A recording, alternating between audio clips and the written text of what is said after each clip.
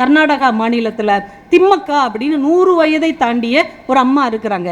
அவங்களுக்கு 1909 பிறந்தவங்க. அவங்க 16 வயசுலேயே கல்யாணம் பண்ணி வச்சிட்டாங்க. ஒரு 10-15 வருஷமாக குழந்தைகளே இல்லை. இப்பவுமே குழந்தை இல்லை அப்படின்னா 1008 கேள்வி கேட்குற ஒரு சமூகம். அந்த காலத்தில் எவ்வளோ கேள்வி கேட்டிருப்பாங்க. இன்னும் இல்லையா, அச்சுச்சோ குழந்தை இல்லையா. அவங்க தாங்க முடியாமல் தற்கொலையே பண்ணிக்கலாம்னு முடிவு பண்ணாங்க. அப்போ தான் அந்த அம்மாவுடைய எண்ணத்தில் ஒரு சிந்தனை வந்தது. ஏன் குழந்தை மட்டும்தான் உயிரா? மரம் செடி கொடி இதெல்லாம் உயிர் கிடையாதா?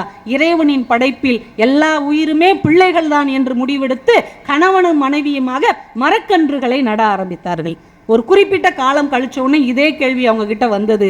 உங்களுக்கு குழந்தை இருக்கா? எத்தனை குழந்தைகள்? அந்த அம்மா சிரிச்சுக்கிட்டே சொன்னாங்க, எனக்கு 80 குழந்தைகள் இருக்கிறார்கள் என்று. அப்போ அவங்க 80 மரங்கள் நட்டிருந்தார்கள். இப்போது 8000 பிள்ளைகளுக்கு மேல் அந்த அம்மாவுக்கு இருக்கிறது என்றால் மரங்களை பிள்ளைகளாக வளர்க்கக்கூடிய ஒரு மண்ணின் மாண்பை காக்கிற பெண்கள் இன்றைக்கு இருக்கிறார்கள். அதனால தான் அவங்களுக்கு பத்மஸ்ரீ அவார்டு கொடுத்து இந்திய அரசு அவர்களை கௌரவித்தது. என்றால் ஒரு பெண் நினைத்தால் ஒரு மாபெரும் சமூக மாற்றத்தை உருவாக்க முடியும் என்று அந்த அம்மா இந்த உலகத்தில் நிரூபித்திருக்கிறார்கள். அந்த அம்மா ஒரு ஸ்டேட்மெண்ட் சொல்றாங்க, ஒரு பிள்ளை நம்ம பெற்றிருந்தோம்னு வைங்களேன், அது தான் பெற்றவங்களை மட்டும்தான் காப்பாற்றும். ஆனால் ஒரு ஆலமரம் நட்டோம்னா அது அந்த ஊருக்கே நிழல் தரும் என்றால் ஒரு பிள்ளையை விட ஒரு மரம் எவ்வளவோ உயர்ந்தது அப்படின்னு அவங்க சொல்லியிருக்கிறாங்க.